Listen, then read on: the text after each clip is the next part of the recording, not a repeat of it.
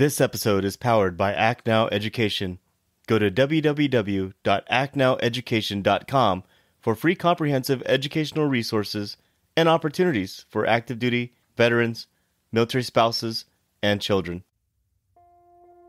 That, it was hard. And I guess maybe being a female soldier as well, who had been in combat operations at that time, all of these elements, it just kind of, it was hard to really connect with people. So, because there weren't many of us around. So separating from the pack was challenging, and trying to, obviously anybody who's served a war like yourself, you come back home, your priorities have been realigned for sure, and you've changed as a person, not in a bad way, but it's a big adjustment for sure for anybody back then and today. Thank you for joining us today, folks. Today, I'll be co-hosting with Avi, who is the podcast assistant, as well as an aspiring future military officer. And we're also honored to have a first-generation American Combat Army veteran who is also the author of an inspirational best-selling book called American Dream, a book about overcoming personal and career obstacles, utilizing discipline, resilience, endurance, adaptability, and mentorship to meet success. In addition, she's the founder of the very first veteran-owned luxury perfume line. Miss Magda, Khalifa, thank you for joining us on the Morning Formation podcast today. Great to be here. Thank you so much, KP. So let's get things started and just learn a little about you and your background. Can you tell us where you're originally from and describe what was your childhood like? Sure. So I grew up in the New York City area and, had a pretty normal childhood growing up. Went to college and I got married young and had a career in information technology in the area, throughout the area.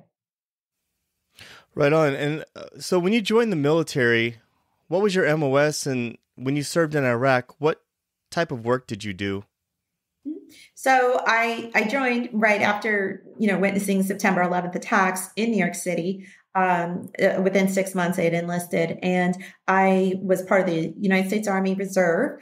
And my MOS was, at the time, it was 38 Alpha. It's been reclassed to 38 Bravo since. So civil affairs specialist.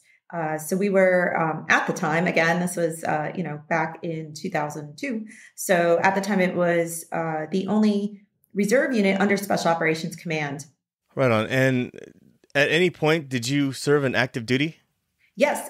So I served 2 tours in Iraq in 2004, and then went back in 2006 to 2007. And 2004, I just want to know for my own personal, what part of Iraq were you in? Because I was in 2004 as well, and I was up in northern Iraq in Mosul. Where were you located? So the bulk of my time was in the Bakuba area, although being part of civil affairs team, we traveled a lot. So we did spend some time, up in Tikrit, ran missions, Caldwell, Fob Caldwell, that was out by the border, the eastern border, and just a bunch of different areas. But we stayed more north than south. Right. Yeah, I didn't typically make it down to Baghdad often. I was more near the Syrian border and up by Turkey quite a bit, and I guess Kurdistan and around those areas. And I understand that when you began writing your book, American Dream, when you came back from Operation Iraqi Freedom, which you also mentioned is when you started struggling with the transition and coming back into the civilian world. Did you start a journal at that time? And if so, how did you have the presence of mind to start doing so? So the book didn't come out until I had been back almost a decade. So no, I was not journaling. I was surviving day to day. It was, so it was May of 2007 when I separated from active duty and essentially had to figure things out. At that time, which wasn't that long ago, really 14 years, but, they didn't, the resources that exist now did not exist then. So it was very challenging for me to try to figure out how to transition. I thankfully, I was functional. I was fortunate enough that a colonel who had retired from the reserve unit I was a part of had, was working as a contractor. So he got me a job working as a contractor for the Navy. So that was good. I had a steady paycheck and, I was able to get a small condo and at least go to work in a place that I felt somewhat connected with others because they were either in uniform, active duty Navy, or they were contractors like myself who had served as well. So at least I had that going for me. And that gave me a little bit of stability to start the transition process, if you will. So I did that. I worked as a contractor for Defense Department for about 5 years before I started my first business. But I will say, so while I was functional, personally, I was isolating myself, and I was very disconnected from a lot of people, even from other veterans, because I was an Army soldier veteran in a Navy town. And even within that world, there were, differences that, it was hard. And I guess maybe being a female soldier as well, who had been in combat operations at that time, all of these elements, it just kind of, it was hard to really connect with people. So, because there weren't many of us around, so separating from the pack was challenging, and trying to, obviously anybody who's served a war like yourself, you come back home, your priorities have been realigned for sure, and you've changed as a person, not in a bad way, but it's a big adjustment for sure for anybody back then and today. Most definitely. And I can tell you that when I came back and I stepped off the plane and I was stationed with 25th in Hawaii at the time, I certainly felt like a different person, and I didn't want to really admit it, and I didn't want to believe it. It took me like over 10 years to finally realize, and it took a lot of struggle to realize that I am different, and there are some things that were that I brought back with me, and I probably should have taken care of. When I came back, they make you go through those processes of seeing a counselor and talking to this person and signing out here and everything else. I think it was called SRP, and I skipped all that. Like, I purposely just skipped that. Being a lieutenant, I kind of had that authority to do so. But when you did decide to write the book, did you find it therapeutic? Yeah, absolutely. I'm just, it's kind of blown away that they have counselors now. We didn't even have that. We had a week of sign this paperwork. Okay, go get your eyes checked or whatever, and you're done. So it's interesting that they have counselors now. But I think anybody who writes, whether they publish or not, anybody who takes the time to put thought to paper or type it up, or even speak it into an app that records your voice. Anytime you get it out of you, it is a therapeutic or cathartic, in many ways. So, regardless of what it is that you're writing about, because usually it's born from some thoughts that are, in your mind. So yes, personally, I did. And in the book, I actually captured some of that, some of what I call epiphanies, because as I wrote, I was discovering more things, which was great. And I was pretty transparent about that with the reader, so that they can kind of realize, wow, okay. I hope that they take that away, that was kind of really happening real time, which I thought was pretty powerful, because it really emphasizes the cumulative points of the book, about how powerful, freedom triangle, which I introduced towards the end of the book, how powerful that freedom triangle is. Yeah, I transitioned out around the same time that you did in 2007, and I wouldn't put too much emphasis on the counselors. They were more there and just kind of like a whitewash, check the block type thing. But yeah, I understand what you're saying 100% with the resources not being there when you transitioned out, versus like now you can connect with so many other veterans out there through Clubhouse, through LinkedIn. And, I always tell people, and I joke, that the hottest thing on the market, social media wise, when I got out was MySpace. And, nobody knows what that is anymore. When you got out of the military, I want to talk about your transition, and I want to dissect and separately talk about your career transition and your personal transition.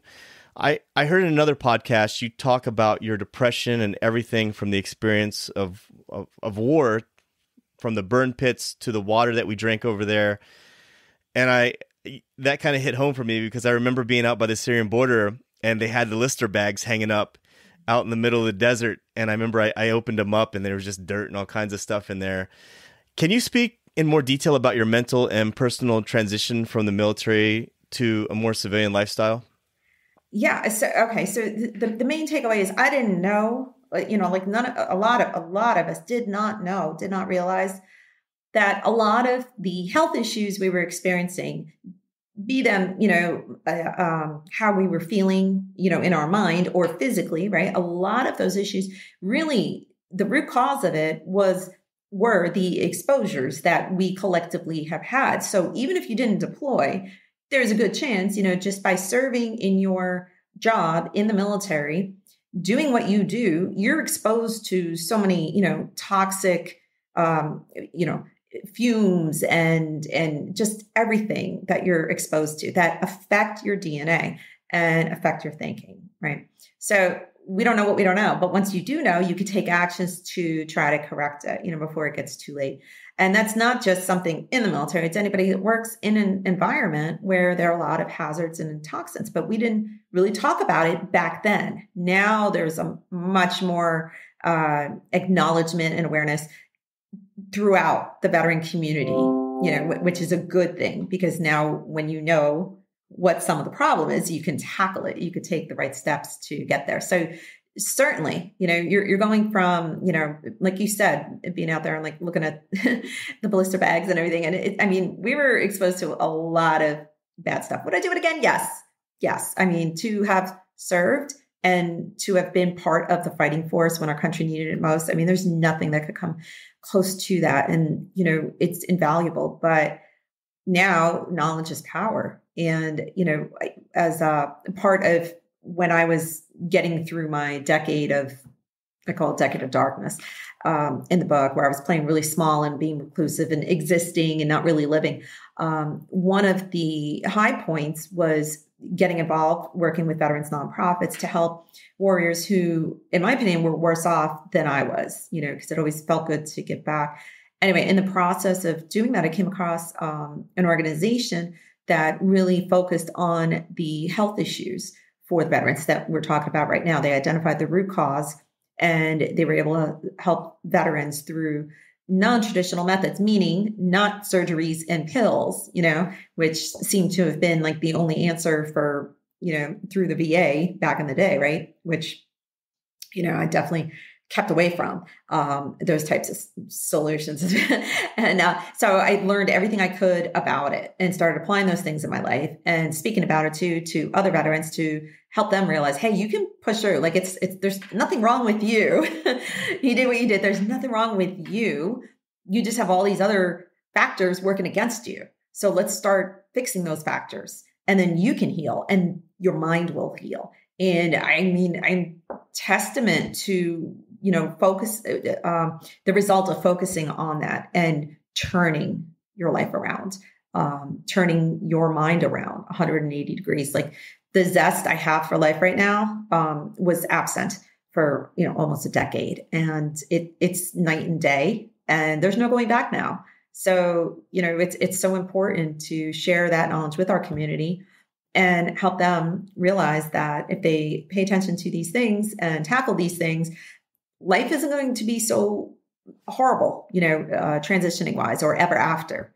You can beat that narrative, but it's so important that, we speak about this, especially within our community of veterans.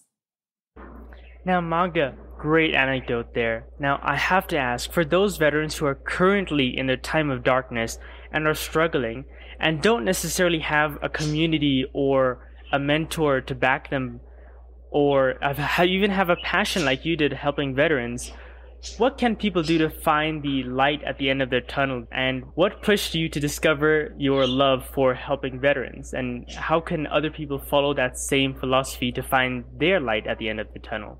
Sure. Great question. So obviously trust is very important for veterans, right? We all kind of view things a little differently, and it's hard to sometimes listen to folks who hadn't walked in our boots, so to speak, or had the same experiences. So one thing that exists now that didn't exist previously is kind of what we're doing right now, podcasts. There are so many podcasts out there run by wonderful veterans like yourself, KP, and that really shed light on these issues. And I find that a lot of veterans are tuning in to whoever resonates with them. And it's not just veteran speakers. I mean, there's podcasts on the civilian side, sure, that are absolutely powerful, bringing attention to these things in sound bites that are easily digestible, so that if someone hears something, while they're so busy working and doing everything that they're doing, they could just tune in, listen to something, and take action on it, and inquire about it. So we have a much more connected world right now, which is really important. But I think the emphasis is on the leaders, those of us who have been through difficult, dark times, who have pushed through. We need to be able to articulate that more. And why that's important, it's because, again, that trust factor. Because if you're a veteran right now who's struggling, well, now you have examples of veterans modern day veterans, right, who have been through probably what you're going through, and they have found their way forward. So, it's a good thing what we have going on right now. And, I certainly believe, veterans should share their experiences, write a book, go through the process as well. That's part of history. And it captures perspective from ours, from the ground truth, from the boots on the ground. I remember when I was in college, I would read books about Vietnam veterans, from people who were there, and it fascinated me. And they weren't that much older than me, 20 years or whatnot, but they really provided those, little granular perspectives that maybe a general purpose history book didn't, provide. And there was credibility there. And that was invaluable because that helped answer a lot of things for me. And it built that trust, So I think we just need to capture and share ultimately. Yeah, I can definitely identify with what you're saying with that. I really wish that when I got out of the military in 2007, I wish I wouldn't have tried so hard to step away and not just turn the page to the next chapter. I literally ripped the chapter out of the book and took any type of item that I had that resembled the military, and I put it in a box and just threw it over in the closet somewhere. And some of it actually got thrown away. And here I am years later coming back to the table again. And a lot of it was because, I really lost a lot of friends and family that I had from back home. Did you also experience the same thing as well? The separation of experience and understanding of the world being just? Do you feel like when you came back that you had a difficult time maintaining or building upon those relationships that you had with friends and family? Yeah, I definitely changed. And I know, I take full responsibility now, I realize, because it was probably really hard for friends and family and people who knew me prior to having gone to war to see how I changed and not understand why. So, forgiveness granted all around. I probably was not, at my best at that time. So naturally you separate from people that don't get you, and you try to find people that get you. But what I was finding is, between a combination of a lot of the other warriors, they were still serving, they were still going overseas. So had that disconnect because obviously communications wasn't, even when you're deployed, it doesn't matter. Even today, communications get cut all the time and stuff. And, there's only so much you can communicate with, from a security standpoint, of course. So everybody was just so involved, everybody was separated. It was hard to find that family, that circle of trust again. And, and within that, sometimes you thought you found it within, other veterans that maybe you didn't serve together, but they were veterans too. And they served at the same time you did, but in other parts. And,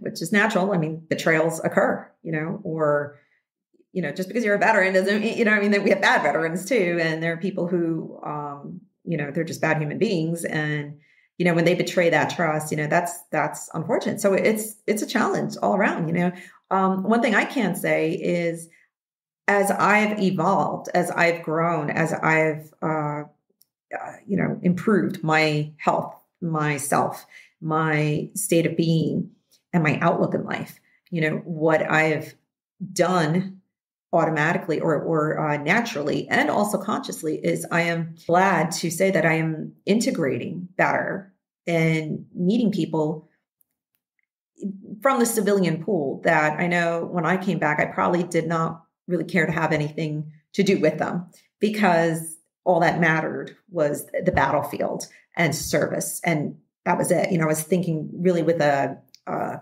very narrow mindset. And, I get it at that time. Yeah, it made sense. But, I left, I was, I don't know, mid-30s when I got out of active duty and, plan of peaking over 100 years, so like you have to make new friends and make new connections as well. Like if you just limit yourself, and that's the problem. I did it. So that's why I'm bringing attention to it. Like if you just keep yourself just within a community, you're going to be limited to the growth you can have as a person. And you may need growth beyond your tribe of comfort. That's really impactful what you're saying, because I always tell people that, you got to believe that you were put on this world for greatness, and, you deserve more than what you have, and to fight and to always work and stay motivated. And something you mentioned earlier, talking about connecting with veterans with what we have today versus what we didn't have, back in 2007, that actually is why I started this podcast. To me, this is therapeutic. I live in one of the biggest cities in the United States, Los Angeles, and yet I feel alone. And so, but when I'm on Clubhouse and I'm connecting with folks like you, it's nice to hear a lot of the things that you're saying. Almost everything that you're saying is exactly what I agree with, because I've been there before. And I've gotten feedback from some of my listeners before based off something that I said or my guest said, where they said, man, when that was mentioned, I felt a lump in my throat. Like I felt like I wanted to almost cry. And that's, to me, what's most important about us reaching out to each other and connecting with each other, is so that we can talk and we can also identify with our own experiences. And I can't believe it. Sometimes I'm talking to people and I'm just like nodding my head thinking, yeah, that's absolutely amazing. And that's really impactful. And everything that you just mentioned is things that exactly as I would say them. And, you mentioned your transition a couple of minutes ago, and I'd like to talk about what your career transition experience was like when you separated from the Army. What was it like to translate your skills into the civilian world? So since I transitioned for the first 5 years after leaving active duty and coming back from war, I was working as a defense contractor. So it was probably the easiest point to transition my skills because, especially specifically because the first few years of that, first almost 4 years of it, a person who did civil affairs in the Army, I was helping build the Navy's new civil affairs team. So it was very relevant, extremely relevant. So that was good. When I made the transition from employee and from defense contractor to being a business owner, a solopreneur working for myself, that was a different type of transition, but not unlike anybody who has gone from being an employee to being, in business for themselves, self-employed. A lot of veterans, they tend to focus on what it is that I did from the standpoint of skills. And what I encourage them to do is to look at it from the standpoint of leadership, because you can be taught a skill. Anyone that's coachable can learn new skills, but leadership is not something that comes very easily for a lot of people. So whatnot, you have leadership skills. And that is so important because we need leadership in this world in every realm, and in business and in companies. Companies want that. They can teach you the skills. So don't ever feel hampered like, oh, my skills are not going to translate. They're not going to understand these kinetic skills that I have. That's not the focus. You're focusing on the wrong thing. Focus on your discipline, your ability to lead others, your ability to solve problems, your ability to be a self-starter. And in the absence of leadership or resources, you're able to get the job done. Those are the types of things that employers are going to be looking for. And those are the types of things that I believe are absolutely necessary if you're going to become self-employed, start a business.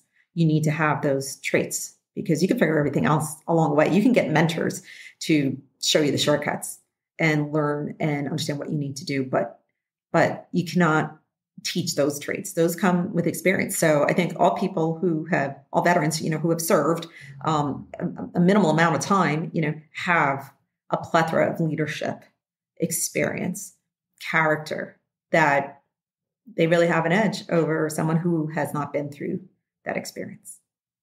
I definitely agree with you on that. When I was 24 years old, I was a lieutenant in Iraq. I was a platoon leader, of a transportation platoon. And there's not very many 24, 25-year-olds that could say that they were running missions outside of combat area, dealing with IEDs and complex ambushes and all the madness that we had to deal with. So the military definitely puts you ahead leadership-wise.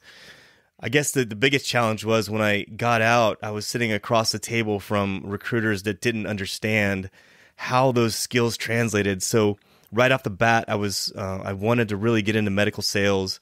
And after each interview that I had, the number one thing that they said was, well, you don't have any sales experience. Well, maybe I didn't do a good job at translating those skills over somehow. I had a graduate degree that I just got out as a captain. I thought that I was going to, have all kinds of jobs offered to me. And I ended up just having just one that was offered to me when it was all said and done. And I took it and I was there for about a year. So definitely, I like what you're saying about the leadership part. Don't ever sell yourself short, because even if you were a squad leader or a assistant platoon sergeant or anything of any leadership, that's a lot more than your peer group had during that time. You are definitely ahead of your peer group.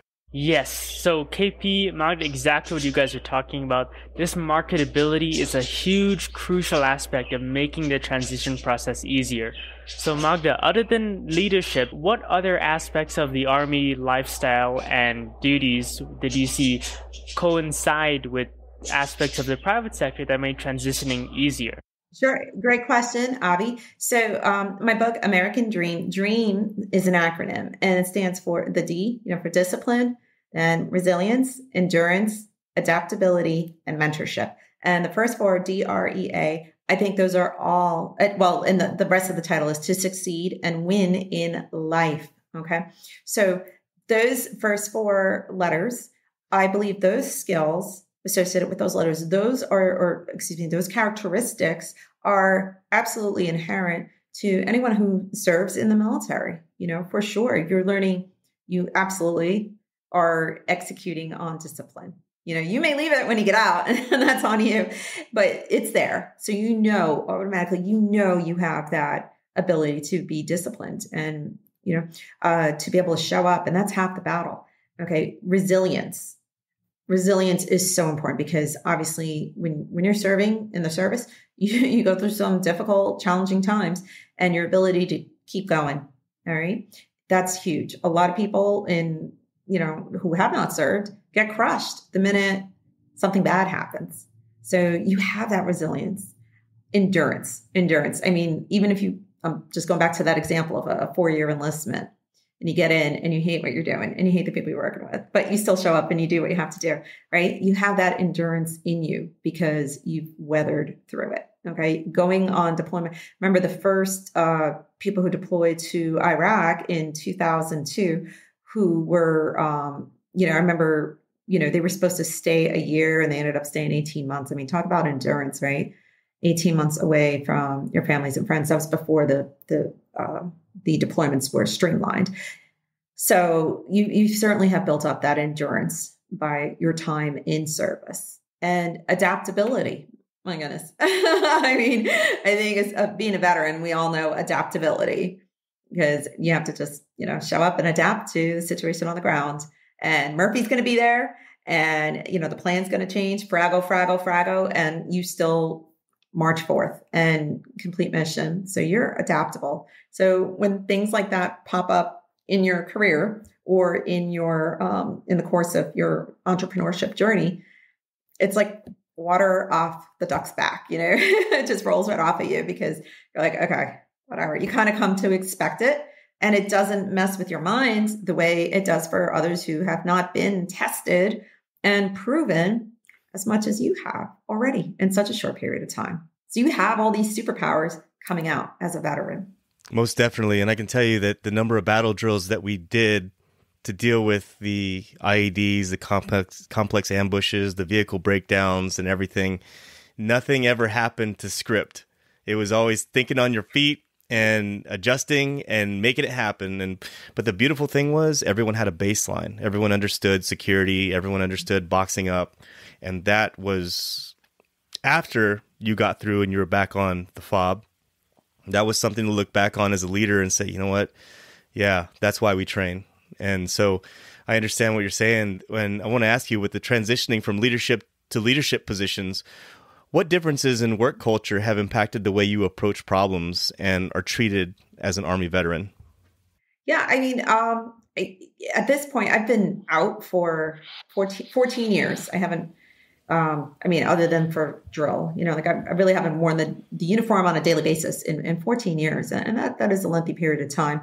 So I believe I've acquired a lot of other experience collectively that makes up the sum of who I am today, but I think it's just an accumulation of all the things in your life, all the experiences, all the tests, all the setbacks that really build out inner confidence in yourself and your abilities. And that's huge. And I know as time continues, that will only continue to grow. So the one thing is about the military as well is they put you in position of responsibility and accountability and leadership, and you don't always win. Like, nobody's perfect, and I'm not perfect. I've screwed up so many times, and I think what you're saying is every lesson is one to learn from. Whether it be negative or positive, it's important to grow from that experience. And many times people focus on just being perfect, and that's not what it's about. It's about overcoming obstacles, learning from your leadership growth, and moving on from there. And the one thing that I love about your personality, Magda, is how 100% authentic you are.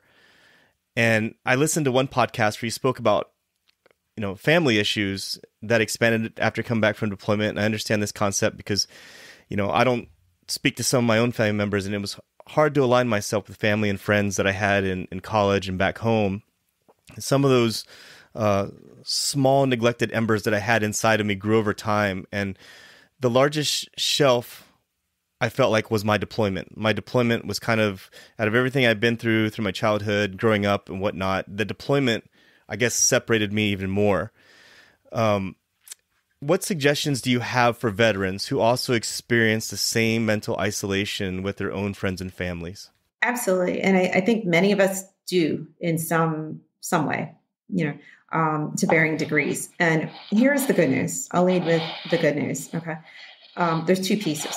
The first part is it's up to you if you're going to let that affect you.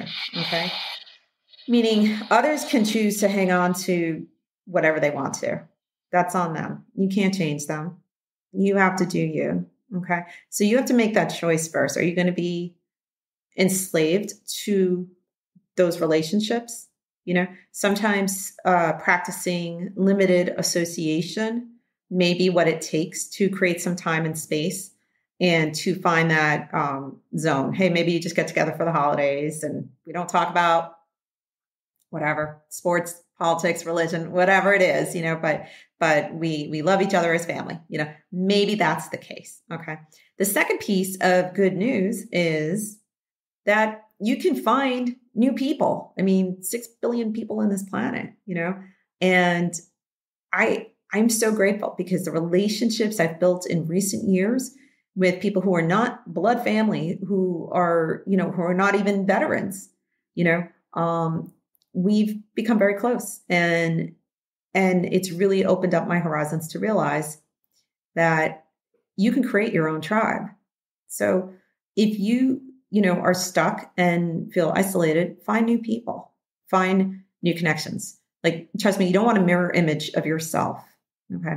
It's good to, yes, you want folks that share values, the important things, but we're also human beings. And, this whole thing about being clones, and groupthink, that can be dangerous as well. So you just find that right area. But the whole point is it's in your mind, first of all, if you're going to allow things to affect you. And then if you can put it in the proper context in your mind, you can find ways where it won't affect you as much. And then second, you can find new people to bring into your life. And that could be very rewarding. It could be in the form of mentors who feed your mind.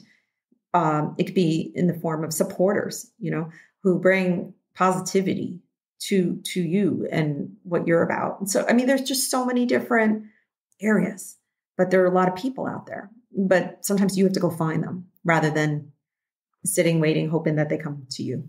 Very, very impactful stories there, Magda. I love how you correlate everything that you've been through to your current situation and in a way that allows other people to learn from it as well. Very, very important. Now, we know that you have a fragrance that launched just before the pandemic. That couldn't have been easy. Triangle fragrance. We see you wearing the hat right now.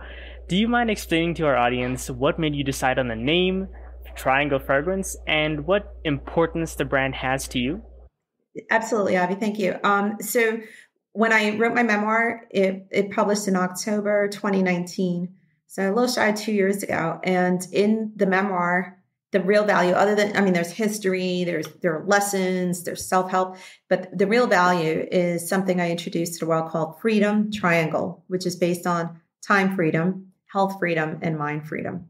So I realized not everybody reads books, and I wanted to, that's the framework that's going to help people. So I thought if I had a physical product that can attract people to this notion of Freedom Triangle, I'll be able to help them through that, So fragrance came to mind because fragrance could be for men, for women, could be available worldwide.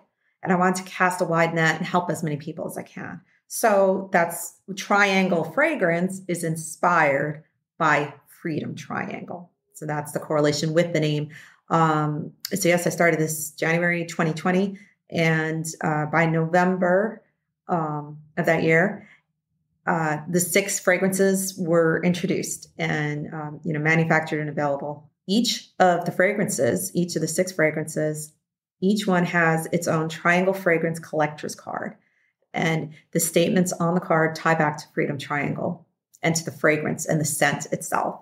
So that way, collectively, it's an experience. It's not just a pretty scent. It's not just a luxurious scent. So I'm really, really pleased with the whole collection and excited to continue to see it grow and blossom and for things to come in the future. Magda, anyone out there interested in purchasing your book or purchasing any of the fragrances that you have, the 6 different fragrances, where can they find that? Sure. So for the book, if they go to AmericanDreamTheBook.com, it has links to, Amazon and other places they could purchase the book. If they're interested in the fragrance, they can go to TriangleFragrance.com. And we also have authorized distributors, which are brick and mortar shops. I'm in the process of creating relationships with other brick and mortar shops across the country. Awesome. And for folks out there that would like to connect with you, what social media platforms do you use?